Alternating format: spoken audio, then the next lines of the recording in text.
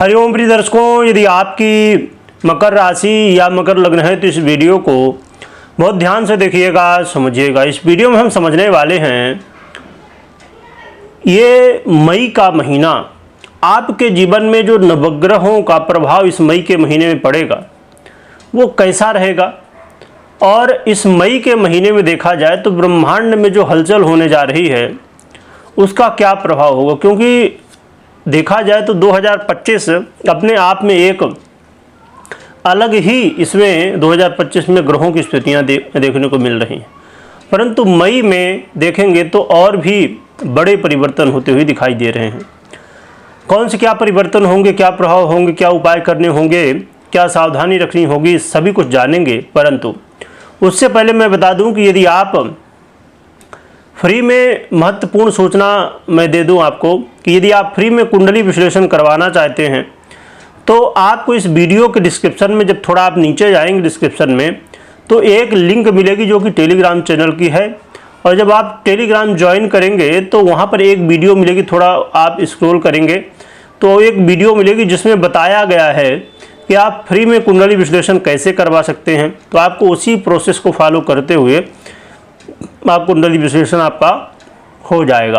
परंतु जो लोग फेसबुक में देख रहे हैं तो संभवतः उनको ये लिंक नहीं दिखेगी, क्योंकि फेसबुक में अलाउड नहीं है, जिसकी वजह से आप क्या कर सकते हैं कि या तो आप हमारे यूट्यूब चैनल से जुड़ सकते हैं, तो वीडियो के डिस्क्रिप्शन में आपको ये लिंक मिल जाएगी, तो वहाँ से जुड़ सकते हैं। या तो आप डायरेक्ट टेलीग्राम में ही सर्च कर सकते हैं, जिस नाम से ये पेज है, यानी कि चिंतामणि ज्योतिष समाधान केंद्र, जिस नाम से ये पेज है फेसबुक में जो आप देख पा रहे हैं, इसी नाम से टेलीग्राम में भी हमारा चैनल है। तो वहाँ पर आप जो है तो जुड़ सकते हैं और लाभ इसका उठा सकते हैं। और इस वीडियो को ज़्यादा से ज़्यादा शेयर करिएगा, जिससे और भी लोगों को इसकी सूचना मिले और भी लोग इसका लाभ उठा सकें। और आप टेलीग्राम से ज़रूर जुड़ जाइए, क्योंकि टेलीग्राम में बहुत ही महत्वपूर्ण अभी सूचना आप लोगों को मिलने वाली है। और यदि मैं कहूं कि ये सूचना जो है, तो यदि आप हमसे जुड़ के और बहुत कुछ टेलीग्राम जब आप जुड़ेंगे तो वहाँ पर बड़ी महत्वपूर्ण सूचना मिलने वाली है। बहुत ही जल्द मैं इसका जो है तो अनाउंसमेंट करूँगा टेलीग्राम में, तो आप ज़रूर जुड़ जाइए। आपको कुंडली विश्लेषण नहीं करवाना है तो भी आप जुड़ जाइए, तो वहाँ पर सूचना जल्द ही मिलने वाली है। चलिए अब हम जानते हैं इस मई के महीने में ग्रहों के परिवर्तन के विषय में। सबसे पहले हम ग्रहस्थितियों में क्या चेंज है उसे समझ लेते हैं, जिससे हमें ये फलादेश समझने में काफ़ी आसानी हो। ग्रहों की बात की जाए तो ग्रहों के राजा सूर्य ये अपना परिवर्तन 15 मई को करने वाले हैं। ये अब मेष राशि को, मंगल की राशि को छोड़ देंगे और अब वृषभ राशि में गोचर करेंगे। इसके अलावा चंद्रमा की बात करें तो इनका परिवर्तन होता ही रहता है। और मंगल का गोचर जो है तो बदलाव, राशि बदलाव नहीं है इस समय, यानी कि मई के महीने में राशि का कोई परिवर्तन नहीं है मंगल का, परंतु नक्षत्र परिवर्तन मंगल का होने वाला है, जो कि आने वाले समय में हम वीडियो में जानेंगे। इसके अलावा हम बुध की बात करें तो बुध के 3 परिवर्तन है। पहला परिवर्तन है 7 मई को, जो कि ये मेष राशि में 7 मई को प्रवेश करेंगे। फिर 16 मई को ये अस्त भी हो जाएंगे और पुनः 23 मई को अपना राशि परिवर्तन करेंगे और मेष राशि को छोड़ के वृषभ राशि में गोचर करना प्रारंभ करेंगे। तो बुध के 3 परिवर्तन है इस मई के महीने में है। बुध, जो कि बुध का जो ये परिवर्तन है ना, ये बहुत लंबे समय के बाद हो रहा है, क्योंकि बुध का भी आप देख रहे थे लंबे समय से ये जो है तो मीन में अपना प्रभाव दिखा रहे थे। परंतु अब देवगुरु बृहस्पति की हम चर्चा कर लेते हैं। तो देवगुरु बृहस्पति का भी जो है तो अब परिवर्तन इस महीने होने वाला है, जो कि ये बहुत बड़ा परिवर्तन है। आपने जो है तो 29 मार्च को शनि का परिवर्तन देखा था, जो कि बहुत बड़ा, यानी कि सबसे बड़ा परिवर्तन था शनि का 2025 का, और बल्कि 2027 तक ये सबसे बड़ा परिवर्तन था। और उसके अलावा अब जब देखा जाए तो यहाँ पर इस महीने बुध का भी परिवर्तन, जो कि वैसे बुध का तो 20 से 25 दिन में होता है, परंतु लंबे समय से मीन के आसपास ही वक्री मार्गी होके गुजर रहे थे। और साथ में अब गुरु का परिवर्तन, जो कि वर्ष में एक बार होता है, परंतु ये गुरु का परिवर्तन कुछ अलग है, आगे हम समझेंगे।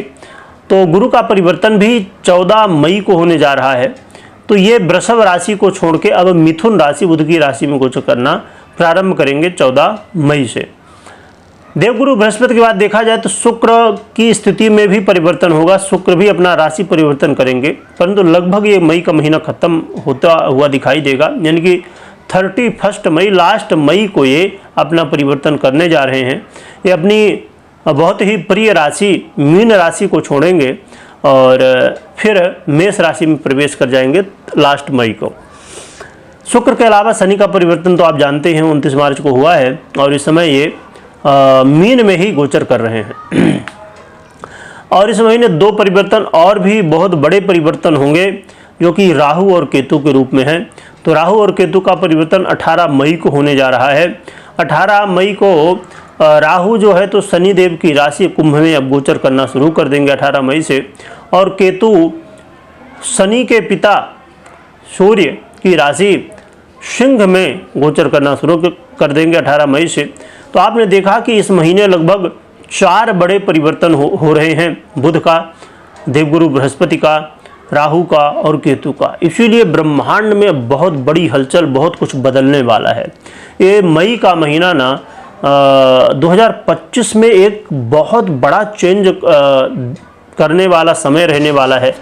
क्या कैसे प्रभाव होंगे आइए हम जान लेते हैं, परंतु उससे पहले एक चीज़ और भी समझ लीजिए कि ये जो ग्रहों के परिवर्तन हुए हैं ना, तो इनसे कुछ योगों का निर्माण हुआ है। जैसे कि बुधादित्य योग बनेगा आगे चल के, लगभग शुक्र से तो पूरा ये महीना ही निकल जाएगा लगभग, और एक दिन के लिए जो है तो बचेगा 31 तारीख को ही शुक्र आ जाएंगे। तो फिर यहाँ पर वैभव योग और लक्ष्मी नारायण योग भी बन जाएगा, त्रिग्रही योग भी बन जाएगा।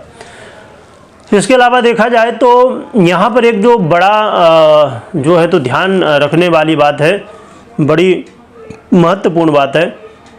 मैंने उसे यदि आप सर्च करेंगे चाहे यूट्यूब में हो, फेसबुक में हो या अन्यत्र कहीं भी, तो सोशल मीडिया में जहाँ भी आप देखेंगे तो इसकी बहुत कम चर्चा हुई है, पर हमने इसकी चर्चा की थी।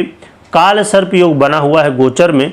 आपने कभी न कभी काल सर्प योग के विषय में सुना ही होगा, तो हमने गोचर में चर्चा की है। अभी यदि आप पीछे देखेंगे वीडियो तो आपको थोड़ा नीचे जाएंगे तो वीडियो मिल जाएगी। तो काल सर्प योग तो बना हुआ है, परंतु अब ये जो राहु और केतु का परिवर्तन 18 मई को होने जा रहा है, तो इस परिवर्तन के साथ ये काल सर्प योग तो बना रहेगा, परंतु इसके प्रभाव में परिवर्तन हो जाएगा। तो आने वाले समय में हम उसके बारे में भी जानेंगे। तो देखा जाए तो ये कुछ योगों की स्थितियां हैं, योग बने हुए हैं, परंतु अब क्या कैसा प्रभाव मिलेगा इसे हम समझ लेते हैं। तो हम एक एक ग्रहों की चर्चा करते हैं। तो ग्रहों के राजा सूर्य का परिवर्तन जो है तो ये देखा जाए तो वृषभ राशि में करेंगे, यानी कि आपके पंचम भाव में करने वाले हैं, और ये आपके अष्टमें से हैं। तो इनका ये परिवर्तन देखा जाए तो कहीं ना कहीं आपको अपने आय को लेकर थोड़ा सा सतर्कता बरतनी है। आय को लेकर थोड़ा उतार चढ़ाव हो सकता है, आय में समस्याएं हो सकती हैं। कई बार पैसे की वजह से आपके मान सम्मान में जो है तो बात आ सकती है।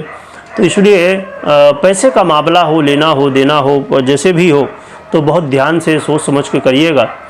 और जो लोग लव लाइफ में हैं उनको भी इस समय अपने जीवन में पार्टनर की तरफ से कहीं अपमान की स्थितियां देखने को मिल सकती हैं। यानी कहा जाए कि वाद विवाद या किसी तरह का ऐसा व्यवहार जो कि आपके लिए ठीक ना लगे आपको, तो ऐसा व्यवहार देखने को मिल सकता है। तो अपने लव लाइफ में भी बहुत ध्यान रखने की आवश्यकता होगी। जो लोग शेयर मार्केट इत्यादि से जुड़े हुए हैं उनके ऊपर भी इसका प्रभाव देखने को मिल सकता है। अचानक धन हानि, अचानक नुकसान की स्थिति बन सकती है।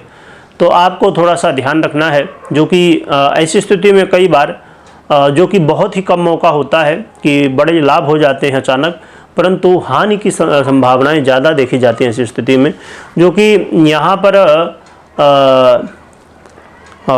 आपके ये जो अधिपति हैं शुक्र, इनकी स्थिति इस समय बहुत अच्छी है। और देखा जाए तो शुक्र महाराज जो कि त्रिक भाव में हैं, परंतु फिर भी इनकी स्थिति उच्च की है। तो कई बार यदि आपकी कुंडली में ग्रहों का सपोर्ट है शेयर मार्केट इत्यादि में, तो फिर संभावनाएं हैं कि शायद मौका मिले, परंतु सूर्य के जो प्रभाव हैं वो बहुत अच्छे इसमें नहीं देखे जाते। और आपको अपने रोग की संरक्षण, मतलब देखिए रोग से थोड़ा बचाव, खासकर उन रोगों से जो गुप्त रोग हैं या तो बहुत लंबे समय तक चलने वाले यानी कि बड़े रोग हैं, उनको लेके थोड़ी सी चिंताएं इस समय बढ़ सकती हैं। तो आपको ये ध्यान रखना कि स्वास्थ्य भी बेहतर रहे हमारा, इसका ध्यान रखिएगा।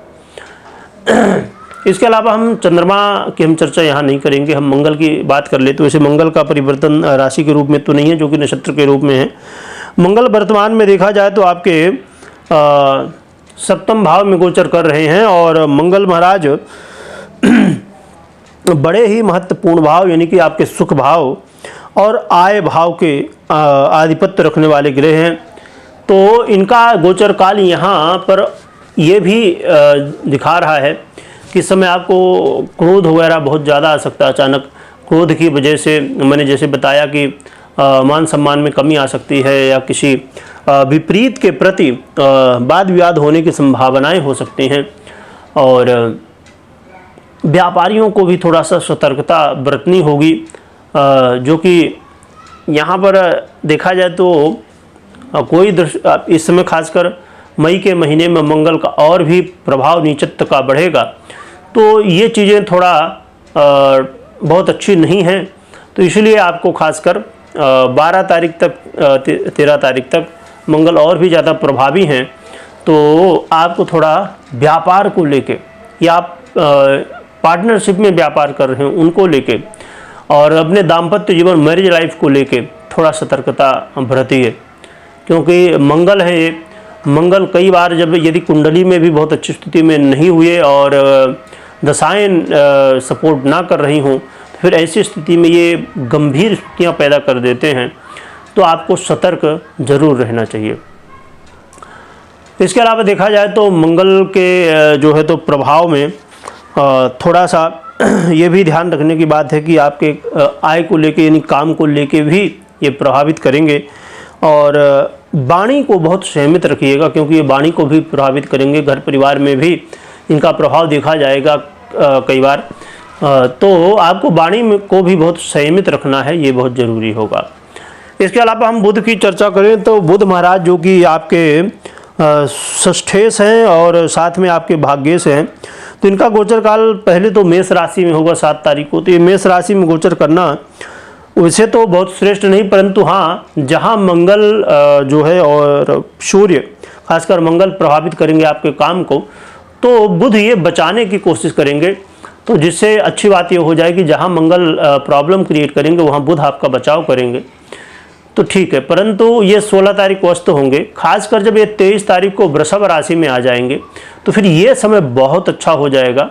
जो पहले ये प्रॉब्लम सूर्य और मंगल की वजह से देखने को मिल रही थी, आय को लेके, आपके काम को लेके, तो ये सब प्रॉब्लम जो है तो बुध के द्वारा आपको रिलीफ मिलेगा, आपको सहयोग मिलेगा, जिसकी वजह से बुध आपको इन समस्याओं से बचाएंगे और अच्छे रिजल्ट देने में आपको सहयोग करेंगे। तो बुध का गोचर काल बहुत महत्वपूर्ण है, और खासकर 23 तारीख से जब ये वृषभ में आ जाएंगे तो और भी ज़्यादा आपको सपोर्ट करेंगे। और चाहे आपके जीवन में, क्योंकि इधर पहले मंगल और सूर्य के प्रभाव से, खासकर मंगल के प्रभाव से शत्रु बाधाएं बढ़ जाएंगी, तो उनको भी कम करेंगे। और आपके जीवन में काफ़ी बुध का ये महीने में सहयोग रहने वाला है। बुध के अलावा देवगुरु बृहस्पति की हम बात करें, जो कि इसकी हम चर्चा आने वाले समय में विस्तार से करेंगे, परंतु यदि हम संक्षेप में समझें तो गुरु का यहाँ पर जो गोचर काल है, जो कि गुरु आपके बेस भी हैं और साथ में गुरु आपके तृतीयेश भी हैं, तो यहाँ पर गोचर काल करना वैसे तो बहुत श्रेष्ठ नहीं है, क्योंकि आपके इस षष्ठम भाव में चले जाएंगे। और परंतु गुरु का ये जो गोचर काल है, ये आपके कार्य क्षेत्र को कहीं न कहीं थोड़ा सहयोग देगा, अच्छा परिणाम दे सकता है। और इसके अलावा आप ये देखेंगे कि विदेश से जुड़े हुए मामलों में गुरु का प्रभाव जो है तो काफ़ी अच्छा हो सकता है। यदि विदेश यात्रा करना चाहते हैं, विदेश से आप व्यापार के रूप में, नौकरी के रूप में जुड़ना चाहते हैं, जुड़े हुए हैं, तो इसका लाभ गुरु देने वाले, क्योंकि गुरु बहुत अच्छे ग्रह माने जाते हैं। ये भले बहुत अच्छी स्थिति में ना हो, ये मिथुन में जाएंगे जो कि बहुत अच्छा नहीं है, परंतु फिर भी गुरु जो कि सबसे शुभ ग्रह हैं, तो ये संभावनाएं आप देख सकते हैं कि गुरु कहीं ना कहीं विदेश को लेके काफ़ी अच्छे परिणाम आपको दे सकते हैं। इसके अलावा ये आपके तृतीयेश भी बनते हैं, तो इसलिए जो कि मंगल का प्रभाव यहाँ सबसे ज़्यादा देखा जाएगा। जो मैंने पहले बता दिया कि जल्दबाजी नहीं करनी है ना, तो जल्दबाजी नहीं करनी है आपको। बाकी गुरु काफ़ी कुछ संभालेंगे, खासकर विदेश को लेके। बाकी स्वास्थ्य को लेके आपको ध्यान रखना है, खासकर पेट जन्य तकलीफ़ें होने की संभावनाएं बढ़ जाएंगी, या पेट से संबंधित जो सावधानियां हैं, क्योंकि पेट ही देखिए कहते हैं ना भैया जड़ है रोगों का, तो यहाँ पर बहुत सावधानी, यानी खान पान में बहुत संयमित रहिए। वैसे भी ये गुरु हैं तो पेट से संबंधित और भी ज़्यादा प्रभावित करते हैं, तो खान पान को लेकर इस समय बहुत सतर्क रहना है। और गुरु का ये गोचर काल थोड़ा अभी लंबे समय के लिए है, यानी कहा जाए इस हिसाब से। वैसे तो गुरु का गोचर काल जो होता था 1 वर्ष के लिए, वो नहीं है, 5 महीने के लिए ही होने वाला है। अब जरा आप सोचिए, इन ग्रहस्थितियों को विचार करिए। मंगल का गोचर काल जो कि 1-1.5 महीने में चले जाते हैं, बुध का गोचर काल 20-25 दिन में, तो ये सोचिए 2 महीने से अधिक गोचर कर रहे हैं। मंगल 7.5 महीने से अधिक समय तक गोचर कर रहे हैं। अब गुरु का गोचर काल जो है तो बड़ा विपरीत है। यहाँ पर गुरु जो कि 1 वर्ष के लिए गोचर करते हैं, वही गुरु अब 5 महीने के लिए लगभग जो है तो गोचर करेंगे मिथुन में। फिर ये अतिचारी अवस्था में जाते हुए, यानी बहुत तेज़ी से आगे बढ़ते हुए कर्क में जाएंगे, फिर ये वापस आएंगे, फिर जाएंगे। तो ये यहाँ पर ये जो चीज़ें हो रही हैं, आप थोड़ा सा यदि ध्यान से समझने की कोशिश करेंगे, 2025 में अभी तक जो गृहस्थितियाँ हैं, आने वाले समय में जो होने वाली हैं गृहस्थितियाँ, उन पर नज़र डालेंगे यदि, तो ऐसी गृहस्थितियाँ जो 2025 में देखने को मिल रही हैं, ऐसी गृहस्थितियाँ बहुत कम देखने को मिलती हैं। ऐसा नहीं कि नहीं ही होती, पर बहुत कम। तो जब गृहस्थितियाँ कुछ विचित्र होती हैं तो प्रभाव इनके विचित्र ही होते हैं। और आप बहुत सारी वीडियो देखते रहते होंगे, तो इसीलिए इन्हें हमें समझना होगा। और गुरु के बाद हम शुक्र की बात करें तो शुक्र का ये जो गोचर काल अभी चल रहा वर्तमान में लगभग, क्योंकि ये पूरा महीना ही चलने वाला है, तो इसी को हम मान के चलते हैं मीन राशि में। तो मीन राशि में जो गोचर काल चल रहा है शुक्र का, बहुत अच्छा है। और ख़ासकर आपके जीवन में शुक्र का बहुत महत्वपूर्ण स्थान भी है, क्योंकि ये आपके पंचमेश बनते हैं और आपके कर्मेश बनते हैं। तो जहाँ पर मैंने अभी पहले बताया कि मंगल प्रॉब्लम क्रिएट कर रहे थे आपके काम को लेकर, वहीं पर ये शुक्र भी, बुध तो कर ही रहे हैं सपोर्ट, शुक्र भी बहुत सपोर्ट करेंगे। तो मुझे लगता है कि खासकर जो लोग विदेश से जुड़ना चाहते हैं, जुड़े हुए हैं काम को लेके, या व्यवसाय को लेके, या जैसे भी आपका जो भी प्रोफेशन है, जैसे भी, तो शुक्र भी विदेश को लेके बहुत सहयोग करेंगे। काम को लेके जो भी काम करते हैं आप, स्वदेश में भी हैं तो भी विदेश को लेके भी करेंगे। तो शुक्र का ये गोचर काल बहुत अच्छा है, जो कि इससे भी अच्छा हो सकता था, क्योंकि ये त्रिक भाव में अभी बैठे हुए हैं, ये तृतीय भाव में बैठे हुए हैं। तो यदि आप सोचिए शुक्र का अन्य और भी अच्छे भावों में होता तो और भी श्रेष्ठ फल मिलता, परंतु अभी भी शुक्र उच्च अवस्था को प्राप्त हैं, तो यहाँ पर आपके भाग्य को ये प्रभावित सीधे करेंगे, आपके कार्य क्षेत्र को प्रभावित करेंगे, आपके पंचम भाव को प्रभावित करेंगे। तो शुक्र जो है, और एक चीज़ और भी, जो शुक्र का प्रभाव है, ये लव पार्टनर के लिए भी सहयोगी होगा। जो कि मैंने बताया कि प्रॉब्लम हो सकती हैं, परंतु शुक्र का सहयोग आपको मिलेगा, जिससे प्रॉब्लम तो होंगी पर उतनी ज़्यादा मात्रा में नहीं, जिससे कि फिर चीज़ें बहुत अलगाव की तरफ बढ़ जाएँ या बहुत ज़्यादा बढ़ जाएँ। तो शुक्र बहुत अच्छा सपोर्ट कर रहे हैं आपको। और शनि की हम बात करें तो इनका परिवर्तन तो पहले ही हो चुका है। आप जानते ही हैं कि शनि महाराज इस समय तृतीय भाव में ही गोचर कर रहे हैं आपके।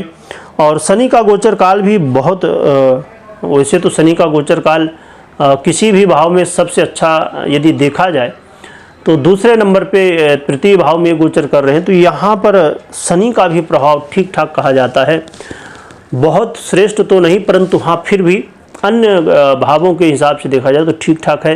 तो यहाँ पर शनि का गोचर काल, एक बात जरूर है कि शनि का गोचर काल लव पार्टनर को प्रॉब्लम क्रिएट करेगा, और वहीं पर भाग्य में थोड़ा सा प्रभाव डालेंगे शनिदेव, और आय में भी। परंतु फिर भी शनि का यहाँ पर गोचर काल, जो कि आपके लग्नेश है और आपके धनेश भी हैं, तो ये बहुत ज़्यादा नुकसान नहीं होने देंगे। तो शनि का गोचर काल भी ठीक ठाक ही माना जाएगा। खासकर फाइनेंस को लेके हो या आपके भाग्य को लेके हो और आपके जीवन के अन्य हिस्सों को लेकर, क्योंकि ये लग्नेश हैं तो ये जहाँ तक संभव होगा तो अच्छा ही करते हैं। और इसके अलावा राहु और केतु की हम बात करें तो राहु केतु की जो कि चर्चा हम अलग से करेंगे विशेष रूप से, परंतु यदि हम सूक्ष्म रूप से समझें तो राहु और केतु का ये जो परिवर्तन होने जा रहा है ये बहुत ही महत्वपूर्ण है। खासकर यदि मैं कहूँ कि आपको यात्रा में बहुत सावधानी रखनी है, आपको कुछ बोलते समय भ्रमित बिल्कुल नहीं होना, क्योंकि इस समय जो राहु केतु के आने वाले समय में स्थितियाँ बनने वाली हैं आपको भ्रमित बहुत करेंगे, यात्रा में कई बार प्रॉब्लम क्रिएट करेंगे। तो आपको इन विषयों को लेकर खासकर बहुत सतर्क रहना है। और कई बार ऐसी चीज़ें देखने को मिलने वाली हैं जो कि लगेगा कि अरे ऐसा होगा पर वैसा उल्टा होगा, तो इसीलिए आपको भ्रम में बिल्कुल भी नहीं आना है और अपने वाणी को बहुत संयमित रखना, क्योंकि अभी खासकर ये भी गोचर बदलेंगे अपना राहु केतु। अब मंगल अभी अपना प्रभाव वाणी में दे ही रहे, मैंने पहले ही बताया। तो ये समय जब तक मंगल की स्थिति में परिवर्तन नहीं होता तो तब तक बहुत ज़रूरी है वाणी को संयमित रखना, क्योंकि ये मुश्किल जो है तो क्रिएट कर सकते हैं। तो इन चीज़ों को ध्यान रखिए। और रही बात की, मैं हमेशा की तरह फिर से बता दूं, यदि आप अपनी जीवन में जैसे ये वीडियो या अन्य वीडियो देख के, क्योंकि ये गोचर के आधार पे हैं वीडियो, तो यदि आप खाली इसको देख के सुन के यदि आप कोई निर्णय लेना चाहते हैं तो बिल्कुल भी आपको नहीं निर्णय लेना चाहिए। आपको अपनी पर्सनल जन्म कुंडली का विश्लेषण करवाने या तो करने के बाद ही निर्णय लेना चाहिए, क्योंकि ये जो गोचर आपने सुना भी ये आधा ही प्रभाव देने में समर्थवान होता है और आपकी कुंडली आधा प्रभाव देने में। इसलिए जब दोनों का प्रभाव आपको अच्छा मिलता है जैसा भी, तो फिर आपको ऐसे रिजल्ट मिलते हैं। नहीं तो कई बार वो जैसा आपने सुना वैसा हो जाएगा, कई बार नहीं होगा। इसलिए आपको कुंडली विश्लेषण के बाद ही निर्णय लेना चाहिए। रही बात की उपाय की, तो मैं उपाय के रूप में यदि कहूँ तो मैं ये कहूँगा कि आप भगवान गणपति की आराधना करिए, बहुत बढ़िया है। आप अपने बुध के लिए और भी अच्छे कोशिश करिए, प्रभावित करिए अपने बुध को बलवान करिए, तो बहुत अच्छा रहेगा आपको। और गौ माता की भी सेवा करेंगे तो और भी अच्छा है। तो आप भगवान गणपति और गौ माता की सेवा खूब करिए, जिससे आपके जीवन में और अच्छे परिणाम प्राप्त हों। लास्ट में फिर से एक बात मैं कह दूं कि आप लोग यदि जुड़े हुए हैं लंबे समय से या अभी जुड़े हैं तो टेलीग्राम को ज़रूर ज्वाइन करिए, क्योंकि बहुत जल्द वहाँ पर आपको बड़ी महत्वपूर्ण सूचना मिलने वाली है। तो आप जुड़ेंगे तो उसका लाभ आपको भी मिल सकता है शायद। चलिए, अब हमने उपाय भी जान लिया, हमने ये भी जान लिया क्या कैसी गृहस्थितियाँ हैं, परंतु सबसे बड़ी बात यहाँ पर होगी कि आप अभी 7.5 से बाहर आए हैं, है ना। तो कई बार आपको ये सुनने में आया होगा कि बहुत अच्छा होगा, ये होगा, 7.5 उतर गई, परंतु अभी कुछ दिख नहीं रहा है। तो इसमें आपको निराश नहीं होना है, क्योंकि कई लोग ऐसा कह रहे थे कि 7.5 तो गई पर फिर भी कुछ प्रभाव नहीं दिख रहा। क्योंकि देखिए, कभी भी कोई भी चीज़, वो भी जैसे शनि जैसे ग्रह के यदि बारे में हम समझें तो ये बहुत धीरे धीरे प्रभाव देते हैं। तो चाहे अच्छा प्रभाव हो चाहे बुरा प्रभाव, किसी की 7.5 जब चालू होती है ना, उसी दिन उसके बुरे दिन नहीं चालू हो जाते। समझिए, पहले जड़ बनती है, फिर वृक्ष होता है, फिर आगे फल फूल लगते हैं। इसी तरह जब ये शनिदेव अच्छी स्थिति में अभी आए हैं, यानी 7.5 आपसे जो है तो 7.5 से आप मुक्त हो चुके हैं, तो ये अच्छे दिन आए हैं कहा जाए तो। परंतु उसी दिन नहीं हो जाएगा, कुछ टाइम लेंगे शनिदेव। धीरे धीरे और भी गृहस्थितियाँ बदल रही हैं, और भी गृहस्थितियाँ आपके अनुकूल हो रही हैं, और आपको अच्छे परिणाम धीरे धीरे मिलेंगे। हाँ, यदि कई बार ऐसा होता है कि ये सब कुछ होने के बाद भी रिजल्ट नहीं दिखता, तो कहीं ना कहीं आपकी कुंडली में फिर प्रॉब्लम क्रिएट होती है। यदि गोचर में सब ठीक दिख रहा है, आप सुन रहे हैं कि सब ठीक है, पर नहीं प्रभाव मिल रहे, तो फिर गोचर में छोड़ दीजिए गोचर को, कुंडली को भी देखिए, दोनों को देखिए, तब चीज़ें क्लियर हो पाएंगी। वीडियो देखने के लिए बहुत बहुत धन्यवाद।